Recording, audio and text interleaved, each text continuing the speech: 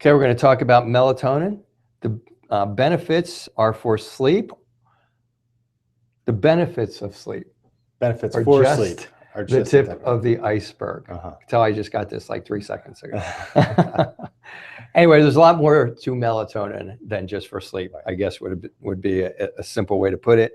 And we're going to spend the next few minutes or more going over that with you. I'm Dr. Martin Rutherford. I am a certified functional medicine practitioner and also a chiropractor since 1979. Dr. Randall Gates, board certified chiropractic neurologist, also a chiropractor. And though I'm the functional neurologist, though I'm the functional medicine doctor, Dr. Gates is going to do most of the talking here because Dr. Gates also doubles as our research and development department and does 99 and 9/10% of the research around here. So, so he's been working with, we have a chronic pain practice for those of you who may be watching us for the first time. We have a chronic pain practice, kind of developed it by putting the two divisions, disciplines together. And we started out with fibromyalgia. Next thing you know, we're treating peripheral neuropathy, chronic fatigue. The functional neurologist brought to that mix, working with overfiring fight-flight mechanisms, dizziness, vertigo, balance, migraines, as I recall, was kind of like what your main forte was when we kind of got together. And from these two disciplines, just kind of keep trialing and errors, and we've developed kind of an algorithm for chronic pain. In that, Dr. Gates continues to research, to fine-tune a lot of things that we do. We're always looking for ways to get people better, quicker, faster, more cost effectively, those types of things.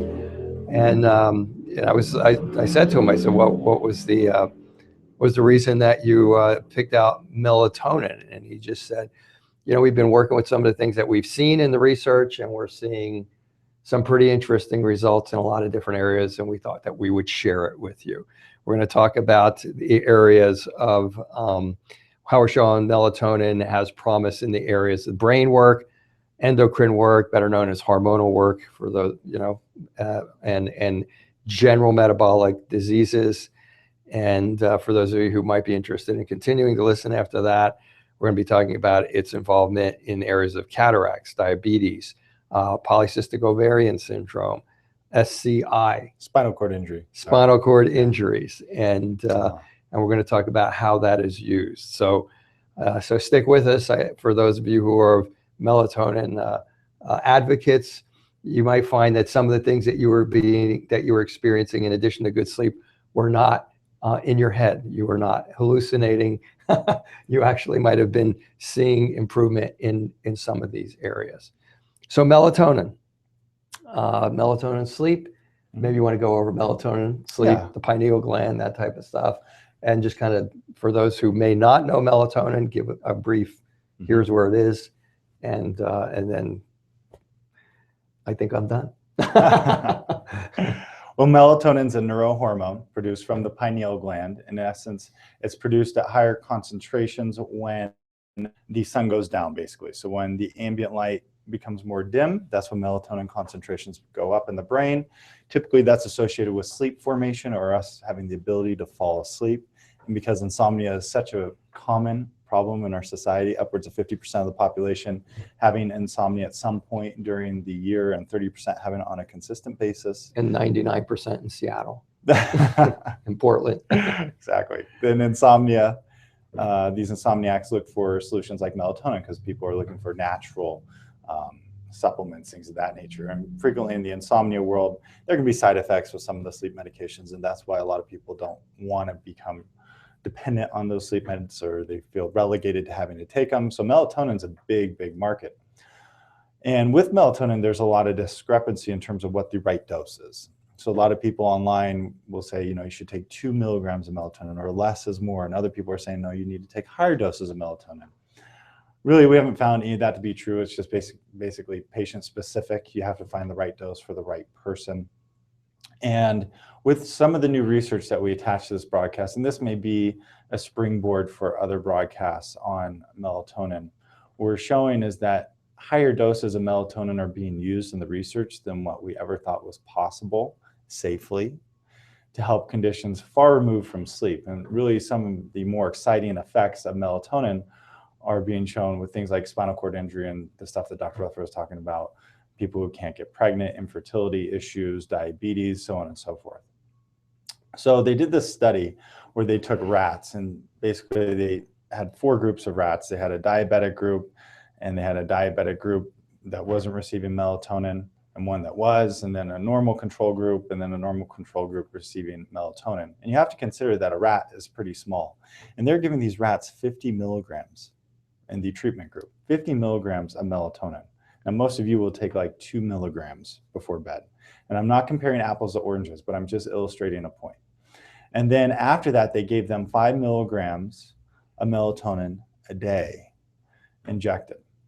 And what they saw was that in these diabetic rats receiving melatonin, in essence, their diabetes improved dramatically, their markers for like metabolic syndrome improved dramatically, and their cataracts, which was the main thing they were looking at, improved substantially, which is just phenomenal. And so it raises a question, well, how is melatonin working? And though it's a neurohormone, as we term it, melatonin is more of an antioxidant, and it has tremendous potential for reducing inflammation in the body and basically shutting down these enzymes that promote inflammation. So that was one really kind of eye-opening study that is attached to our broadcast today. You can find it on powerhealthtalk.com.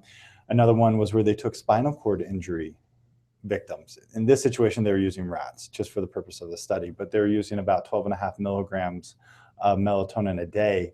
And they saw a dramatic difference in the rats that received melatonin versus the rats that didn't. And you'd have to ask the question, well, how does that occur?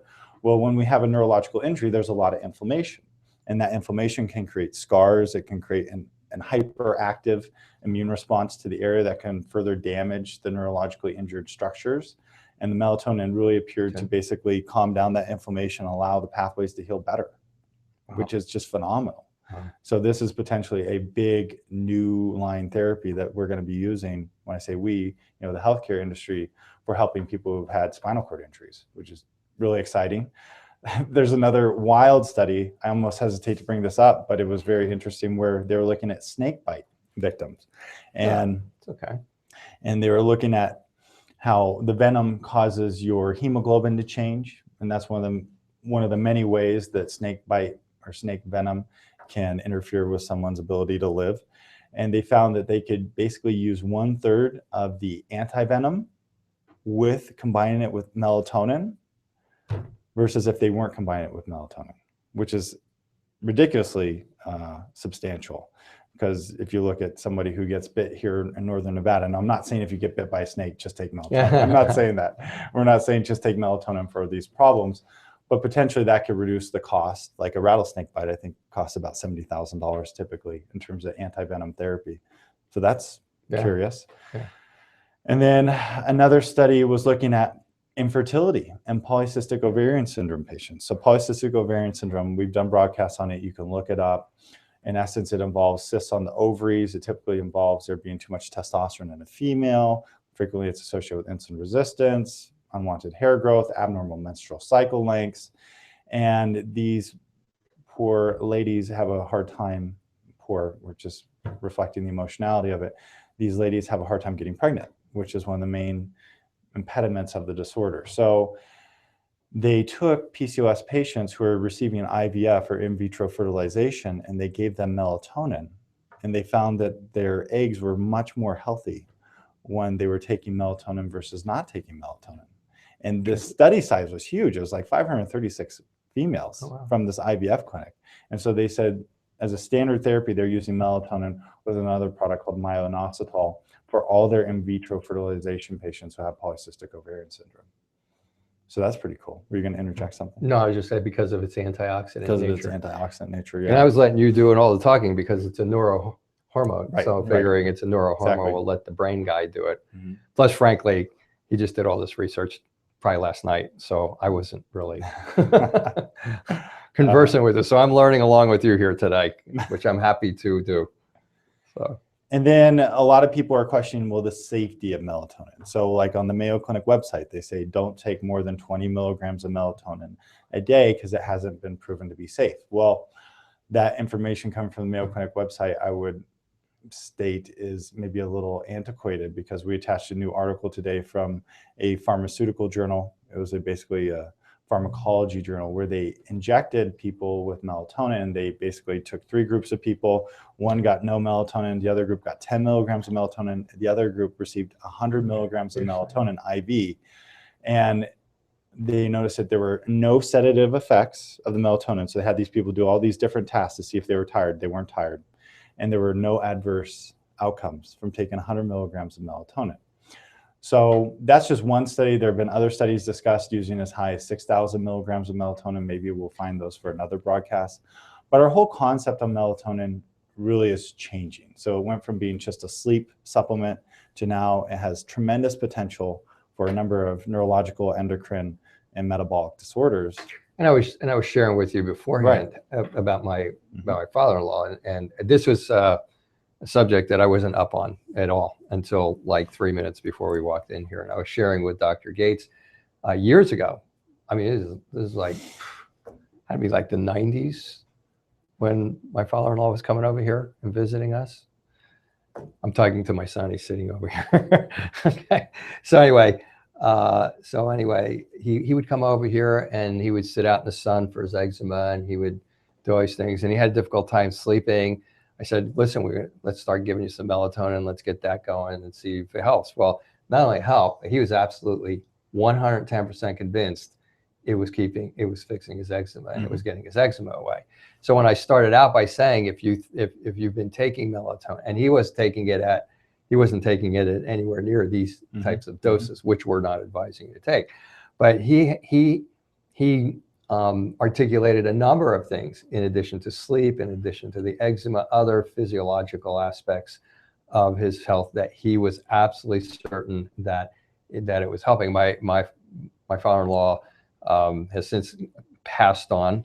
He lived in Amsterdam, and so we would have to send him a box of melatonin all the time. I'm not quite sure why, because I've been over there and I know they have homeopathic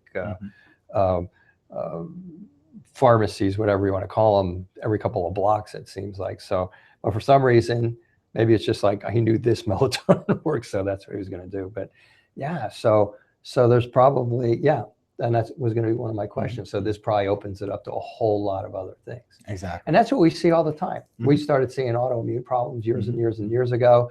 And then we started seeing it consistently in all of our chronic pain patients. And then all of a sudden we thought maybe we were being a little bit too, the patient comes in the door, we start projecting autoimmunity onto them. Then you find out, no, they actually have it. And that's kind of how you see things. And you already, Dr. Gates was already observing different types of responses in Dr. Gates does all the treatment here in doing his treatment. And so I think that's part of what prompted you to do further research into the melatonin relative to dosing and stuff like that. So it's been pretty cool. It's pretty cool. So melatonin, who knows, pretty soon they'll have to take it off the market and make it really, really, really expensive and, and all that type of stuff. Now that somebody's figuring out that all you do is take a little bit more of it and it does all these great things. But melatonin, great. So true. And traumatic brain injury.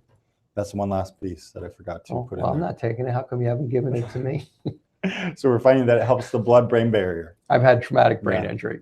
Yeah, and so with traumatic brain injuries, the blood-brain barrier, basically the interface that separates your peripheral immune system from your brain's immune system, can open up, becomes like Swiss cheese, and then that allows the immune system to traffic into your brain, creating more inflammation.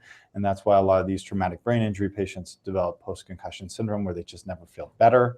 And there was a lot of stigma about it, but now with all these NFL players coming out, problems 10, 20, 30 years down the line, it has gained greater notoriety, rightfully so. And actually its justice has not been due to this point. And so melatonin is actually being shown to help repair the blood-brain barrier as well. So melatonin, this is just the tip of the iceberg broadcast on its ability to be more effective than just sleep. So thanks for watching.